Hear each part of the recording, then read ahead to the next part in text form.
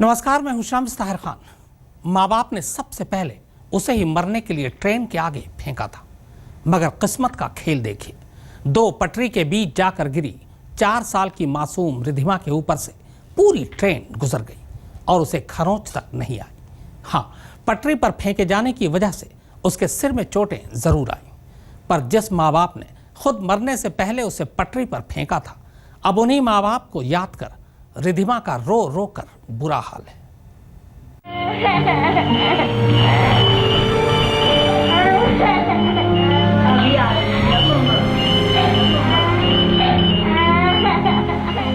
इस मासूम की ये फरियाद जो भी सुनता है, बस उसी की आंखें नम हो जाती है। पिछले 3 दिनों से ये बस एक ही जिद लगाए बैठी है, मुझे मम्मी के पास जाना है।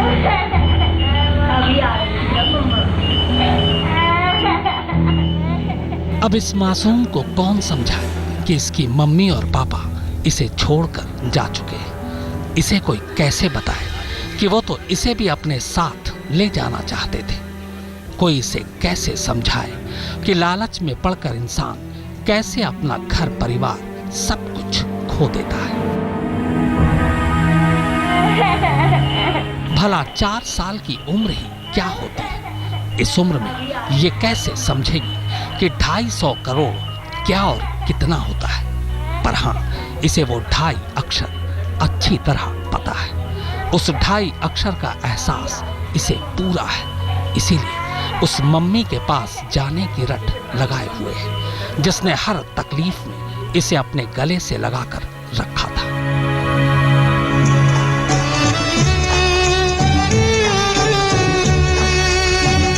मशहूर गीतकार संतोष आनंद की पोती और संकल्प और नंदिनी की 4 साल की बेटी रिधिमा वो इकलौती चश्मदीद है, जिसने अपनी आंखों के सामने अपने माँ बाप को ट्रेन के सामने कूदते देखा, उन्हें मरते देखा।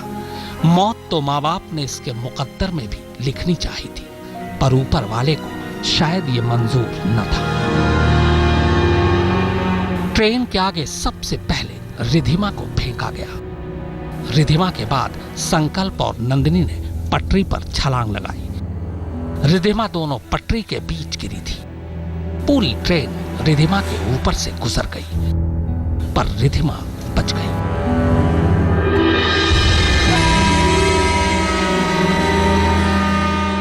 जी हां, बुधवार की सुबह मथुरा के करीब कोसी कला में इसी रेलवे ट्रैक पर पहुंचने से पहले ही संकल्प और नंदिनी पूरे परिवार के साथ मरने का फैसला कर चुके थे। वो नहीं चाहते थे कि उनके पीछे रिधिमा अकेली रहे। इसीलिए जैसे ही इंटरसिटी एक्सप्रेस वहां से गुजरी, सबसे पहले संकल्प ने रिधिमा को ट्रेन के आगे फेंका। इसके बाद पति पत्नी दोनों ट्रेन के आगे कूद गए, पर खुशनसीबी से रिधिमा दोनों पटरियों के बीच गिरी थी, पटरी पर नहीं। चूंकि वो कद काठी में छोटी थी, लिहाजा पूरी ट्रेन उसके ऊपर से गुजर गई, पर रिधिमा को कुछ नहीं हुआ। अलबत्ता पटरी पर फेंके जाने की वजह से उसके सिर पर चोटें जरूर आई हैं। मथुरा पुलिस के मुताबिक चश्मदीदों से खबर मिलने के बाद जब पुलिस मौके पर पहुंची थी, तब भी रिधिमा पटरी के बीच में ही पड़ी थी, पर तब तक डर की वजह से शायद वो बेहोश हो गई थी। पुलिस को वो बेहोशी की हालत में ही मिली थी। फिलहाल रिधिमा अपनी मौसी के साथ है, मगर हर वक्त वो बस मम्मी को याद कर रो रही है और घर वालों को समझ नहीं आ रहा है कि वो मासूम रिधिमा को मम्मी पापा का सच कैसे बताएं। मथुरा से मदन गोपाल के साथ अनुज मिश्रा, दिल्ली आज तक। महज 2 साल की नौकरी में आखिर संकल्प ने करोड़ों रुपए कैसे कमाए, और कमाए तो फिर करोड़ों रुपए के कर्ज में कैसे डूब गया। संकल्प ने अपने सुसाइड नोट में 250 करोड़ के घपले, जालसाजी और जिन अफसरों के नाम लिखे हैं, उनका सच क्या है। क्या संकल्प के साथ उसी के संस्थान के अफसरों ने जालसाजी की और उसे अपना मोहरा बनाया? आइए आपको पूरा सच बताता हूं।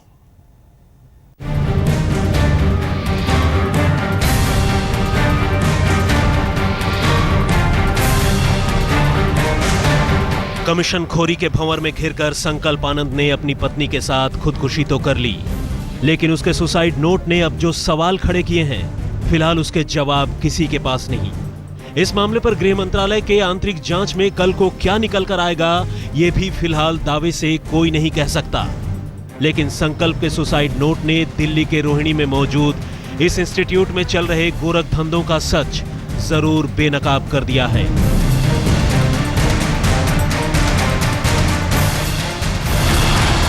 घोटाला नंबर 1, बिल्डिंग बनाने के नाम पर करोड़ों की कमीशन खोरी।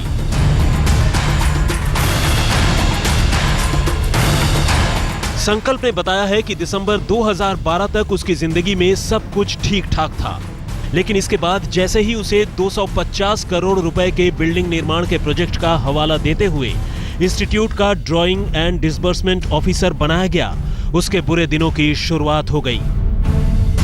इंस्टीट्यूट के डायरेक्टर कमलेंद्र प्रसाद, डीआईजी संदीप मित्तल और डॉक्टर बीए चट्टोराज ने उन्हें इस बिल्डिंग निर्माण के लिए सरकार की ओर से 250 करोड़ रुपए मिलने की बात कही और ये काम लेने के इच्छुक कंपनियों से उसे बातचीत करने का जिम्मा सौंप दिया। संकल्प के मुताबिक इसके बाद उसने गुड़गांव की एक कंपनी इंटरजेन एनर्जी लिमिटेड से बात की और वो कंपनी 1% कमीशन के बदले इस प्रोजेक्ट को करने के लिए तैयार हो गई। इसके बाद पहली बार कंपनी की ओर से 4 जनवरी 2013 को उसे 15 लाख रुपए दिए गए और ये रुपए उसने डीआईजी मित्तल के हवाले कर दिए। तब मित्तल ने ही इस कंपनी से एग्रीमेंट कर बाकी की रकम वसूल करने की बात कही। संकल्प ने सुसाइड नोट में लिखा है कि 19 जनवरी 2013 को अपने अधिकारियों के कहने पर उसने एग्रीमेंट तैयार कर दिया और कंपनी ने इस रोज उसे 75 लाख रुपए दिए। इसमें 5 लाख रुपए खुद उसे मिले, जबकि बाकी के रुपए एमके डागा और मित्तल ने अपने पास रख लिए। संकल्प का कहना है कि तब तक उसे इस बात का पता नहीं था कि ये सब कुछ फर्जी है। घोटाला नंबर 2, इंस्टीट्यूट में चल रहा था fake job racket. Suicide note के मुताबिक एनआईसीएफएस में सिर्फ बिल्डिंग कंस्ट्रक्शन ही नहीं, काम दिलाने के नाम पर भी करोड़ों रुपए की हेराफेरी हुई। वहां वैकेंसी के नाम पर अक्टूबर 2012 को एम्प्लॉयमेंट न्यूज में इश्तेहार दिया गया और उसकी सहकर्मी सीमी शंखधर और उसके पति अमित शंखधर ने अभ्यर्थियों से 1 करोड़ रुपए से ज्यादा की रकम वसूल कर ली। इस रकम से दोनों ने इंदिरापुरम में एक फ्लैट भी खरीदा और बाकी रुपए डायरेक्टर कमलेंद्र प्रसाद के हवाले कर दिए। अब देनदारी की बारी। लाखों रुपए वसूल कर फंस चुका था संकल्प। संकल्प के मुताबिक चूंकि कंस्ट्रक्शन का पूरा प्रोजेक्ट ही हवाई था, फरवरी 2013 को इंटरजेन समेत दूसरे लोगों ने उससे अपने पैसे मांगने शुरू कर दिए, जो उसे कमीशन के तौर पर दिए गए थे। तब उसने अपने अधिकारियों से बात की, लेकिन अधिकारियों ने पल्ला झाड़ लिया। संकल्प के मुताबिक इसके बाद अलग अलग लोगों ने उसे कई ऐसे लोगों से मिलवाया जिन्होंने उसे लाखों रुपए दिए। इन रुपयों में से कुछ हिस्सा तो उसने इंटरजेन समेत दूसरे देनदारों को दिया, लेकिन बीच में मिलवाने वाले लोगों ने भी लाखों रुपए कमीशन के तौर पर रख लिए। संकल्प आनंद और उनकी पत्नी की खुदकुशी का राज गहराता जा रहा है। संकल्प आनंद ने खुदकुशी करने से पहले जो सुसाइड नोट छोड़ा, उसमें कई लोगों पर गंभीर आरोप लगाए गए थे। लिहाजा मामले की गंभीरता को देखते हुए संस्थान ने भी अपनी इंटरनल इंक्वायरी शुरू कर दी है। वहीं मथुरा पुलिस भी इस बात का पता लगा रही है कि आखिरकार संकल्प आनंद ने ऐसा कदम क्यों उठाया। अब संकल्प देनदारी के भंवर में फंस चुका था। इंटरजेन के अलावा उसे रुपए देने वाले दूसरे देनदार भी रोज उससे तगादा करने लगे। किसी ने उसे बर्बाद कर देने की धमकी दी तो किसी ने सीवीसी यानी चीफ विजिलेंस कमिश्नर का नाम लेकर धमकाया। एक देनदार ने तो उससे करोड़ों रुपए और कार भी वसूल लिए, लेकिन फिर भी उसका पीछा नहीं छोड़ा। हालत ये हो गई कि देखते ही देखते 2 सालों में संकल्प करोड़ों रुपए के कर्ज में डूब गया और इसके बाद उसने अपनी पत्नी और बेटी के साथ खुदकुशी का खौफनाक फैसला कर लिया।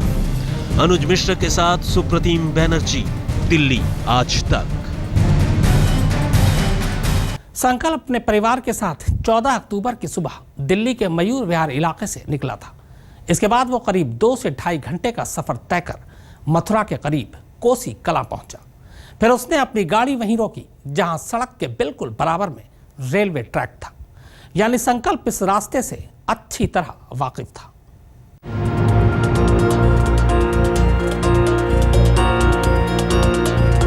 आखिर संकल्प खुदकुशी करने के लिए दिल्ली से इतना दूर मथुरा क्यों गया?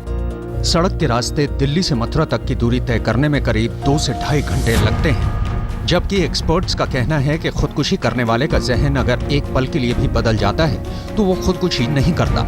यानी इस मामले में संकल्प पूरी तरह से ठान चुका था कि उसे मरना ही मरना है। पर उसने अपने साथ साथ पूरे परिवार को खत्म करने का फैसला क्यों किया था? पुलिस इस सवाल का जवाब जानने के लिए अब institute of criminology and forensic science के उस कमरे तक पहुंचना चाहती है जहां बैठकर संकल्प काम करता था। संकल्प का कंप्यूटर और हार्ड डिस्क भी पुलिस पूरी तरह से खंगालने की तैयारी कर रही है, ताकि इस बात का पता लगाया जा सके कि संकल्प ने जिन बातों का जिक्र अपने सुसाइड नोट में किया उसका इस इंस्टीट्यूट के साथ कितना गहरा ताल्लुक है। और इसी वजह से पुलिस ने सुसाइड नोट की हैंडराइटिंग की भी जांच करवाने की तैयारी शुरू कर दी है, जिसमें संकल्प ने अपने इंस्टीट्यूट के कई बड़े अफसरों पर उंगली उठाई है। उधर संकल्प दिल्ली के मयूर विहार के जिस इलाके में रहता था वहां भी ऐसे ही सवाल लोगों की जबान पर हैं। ये सवाल इसलिए भी उठ रहे हैं क्योंकि संकल्प institute of criminology and forensic science में लेक्चरर था और उसे कम से कम ऐसे 100 तरीके पता होंगे जिनके जरिए वो आसानी से अपनी जान दे सकता था। तो फिर उसने दिल्ली से इतनी दूर जाकर ट्रेन के आगे कूदकर जान देने का फैसला क्यों किया? संकल्प के करीबियों की माने तो संकल्प की बड़ी बहन शैली आनंद की शादी मथुरा में हुई थी और वो मथुरा अक्सर आता जाता था, लेकिन पिछले काफी अरसे से उसकी बहन दिल्ली में ही रहने लगी थी, लिहाजा उसके मथुरा जाने की वजह किसी को समझ में नहीं आ रही है। पुलिस इस बात का पता लगाने की भी कोशिश में है कि आखिर वो कौन सी वजह थी कि संकल्प अपनी पत्नी और बच्ची के साथ दिल्ली से इतनी दूर गया। पुलिस ने मयूर विहार के उसके फ्लैट को भी सील कर दिया है। हो सकता है कि पुलिस को संकल्प के घर से कुछ ऐसे सुराग हाथ लग जाएं जो उसकी खुदकुशी की गुत्थी को सुलझाने में मददगार हो सके। दीपक डालमिया के साथ चिराग गोटी, दिल्ली, आज तक।